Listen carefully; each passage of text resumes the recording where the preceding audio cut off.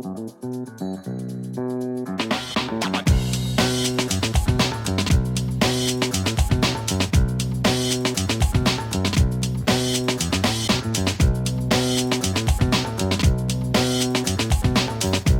this is Rah Sharma. Today we'll be looking at how I utilize this Nikon Z6 setup with my Atomos Ninja V. We'll be looking at the Apple ProRes system, on how I utilize this setup to capture ProRes RAW content, and my workflow in Apple Final Cut Pro. Before we move ahead and start talking about the Atomos Ninja V system, let's have a look at Nikon Z6 and why I utilize this for creating content. Just because the size and the form of the camera, it's quite small, which also allows you to have more shakes. By having the sensor stability inbuilt into this camera, it removes those tiny bumps, so you're still able to utilize the camera as handheld, but get nice smooth handheld shots. Most of the sample clips that I'm going to be showing you in this video are all on autofocus. Normally I touch the screen on wherever I like to focus, the focus gets locked onto the subject or an object, and I'm able to move. This is quite handy, as sometimes I utilize this setup for corporate videos as well. With corporate videos, you will normally have people moving around with, heads turning. What if you want to film on a very fast aperture such as 1.8? This is Nikon's 35mm Z mount 1.8. I love fast lenses. I love the bokeh and the depth of field that you see, to be able to highlight or get a character or an object to stand out from the crowd. So here's the Atomos Ninja V mounted on to my Nikon Z6, and this is how I utilize for any run and gun shoots. This is also perfect for systems when going on tripod, handheld, or even putting onto a slider. Mounting onto a gimbal, you might want to remove some accessories based on the capacity and the payload on the gimbal, but this is a setup that I have been using and works perfectly for me. You can mount the monitor directly onto the hot shoe, or you can utilize a magic arm and mount it onto the quarter-inch threads available onto this cage. For me, this setup feels right, as it's not only for run and gun setup, but it also allows me to capture some high-end ProRes RAW content. So when we are filming content, having a good monitor is very, very important to any production. Here's some of the reasons why I prefer this Atomos Ninja V and how I utilize it in my daily setups. Firstly, as an added advantage, you get to see what you're filming on a high bright 1000 nits HDR monitor. This is perfect, especially when you're filming outdoors and the sun's glaring on and you're unable to see what you're actually filming. Secondly, recording onto SSDs, a must nowadays. They're affordable, and with the fast read and write speeds, you're able to capture high-end content such as raw video. While I'm filming, I want to be able to expose correctly. So tools such as zebra, false color, waveform, and so on are available on these monitors, which allow you to be able to see how you capture your content and expose things correctly. Now let's have a look at the Ninja V and how the tools can help you shoot better content. At times, we end up filming in manual focus. By having manual focus, you're able to control what part of the footage is in focus. You'll come to situations where your focus color is the same color as the subject or the object you're trying to focus with. The monitor allows you to be able to choose the color for your focus peaking. A great way to expose is by using false color. You can use waveform, false color, zebra, many options available. As I change my ISO, you're able to see how it reflects onto the screen. Now I'm going to use zebra to be able to show you the overexposed areas. Toggling between zebra and false color gives me those overexposed areas as well. These tools have been designed to allow you to expose correctly.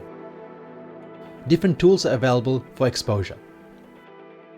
You're able to change your monitoring settings to native, Rec 709, HLG, PQ, or you're able to upload a LUT to this monitor as well. Whenever I'm filming, false color is my #1 go-to to be able to expose, and then after that I'll be using waveforms, zebras to make extended adjustments if needed. But to be able to capture raw content directly from a mirrorless camera that can do photo and video both, and a hybrid camera, is an advantage for me. Now this might be an underrated feature, as a lot of monitors are not touchscreen.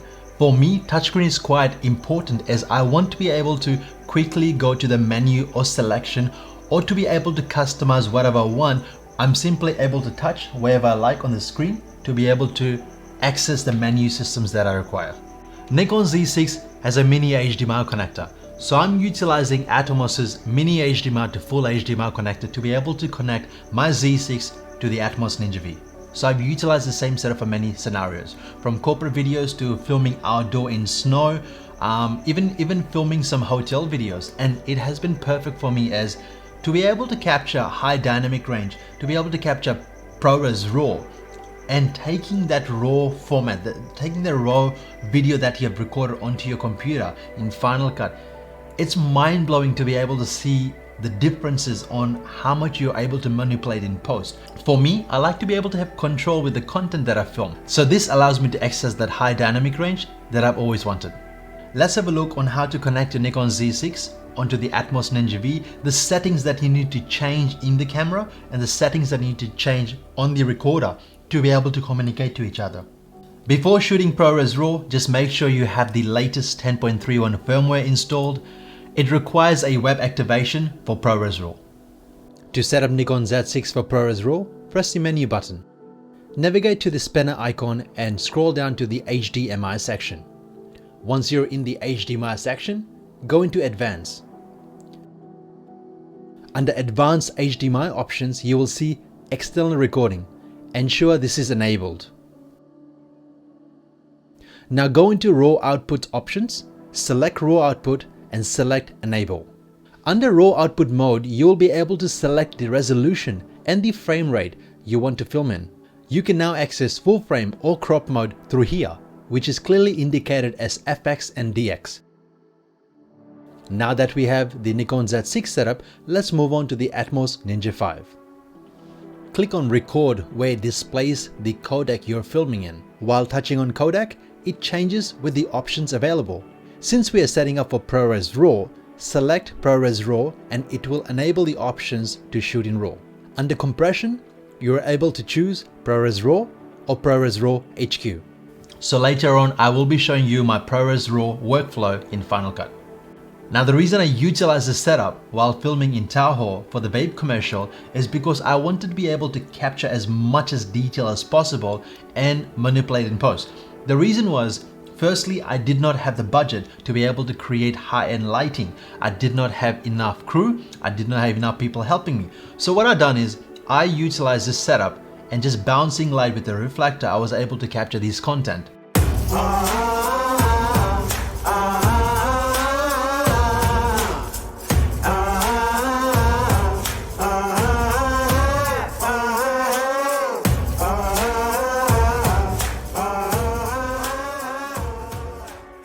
Comes the fun part where we will be looking at Final Cut Pro on how I utilize ProRes RAW.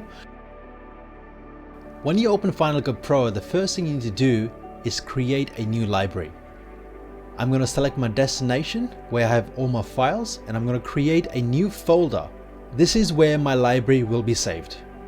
Let's rename this to Atomos Library. Something to note is that Wide Gamma HDR is the library. This is saying that the clips have the capability for HDR.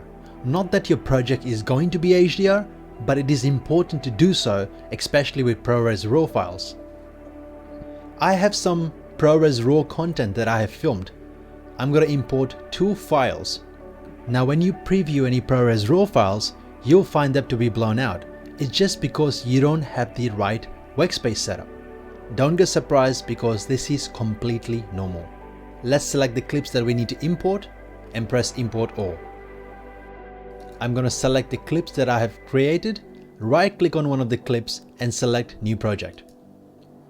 Creating a new project name as Atomos ProRes RAW Project. Over here, you'll be able to choose the resolution for the video. Under rendering, I'm going to leave my settings to Apple ProRes 422.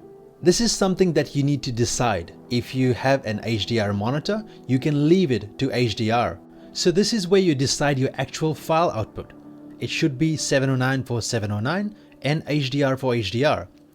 If you want to do HDR and monitor correctly, you need to have an HDR monitor like Atomos Sumo as well as an I/O box. Since I've got my laptop which I'm editing on right now, I'm going to choose standard Rec 709 format. Now while we scroll on the clip, you will find them to be blown out. On the top right corner, where it displays all your information, click on the I button. Once you're in the information tab, you need to scroll down and ensure that it is set to extended. Normally as standard, it will be set to basic. Once set to extended, you will see the extended information. Go to the section where it says RAW to log conversion and select Sony S-Log3. Once you select the Sony S-Log3, you will see that the footage is now to a log workspace.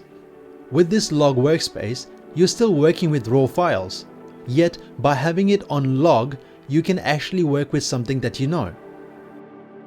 We're not turning any RAW files into video. We still have the dynamic range and the color information of RAW, but at this point, we are working in a log workspace. I hope to see Nikon's workspace available onto this platform later. Now let's click on Camera LUTs and select S-Log3. Once this is selected, you will see that it has been overexposed again. Go onto the Color Corrections tab and create a new color wheel.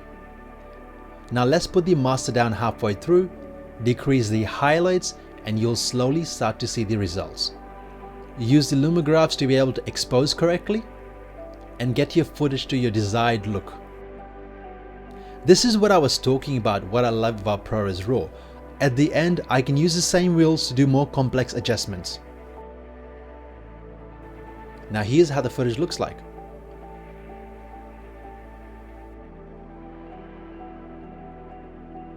Decrease the master down, decrease the highlights.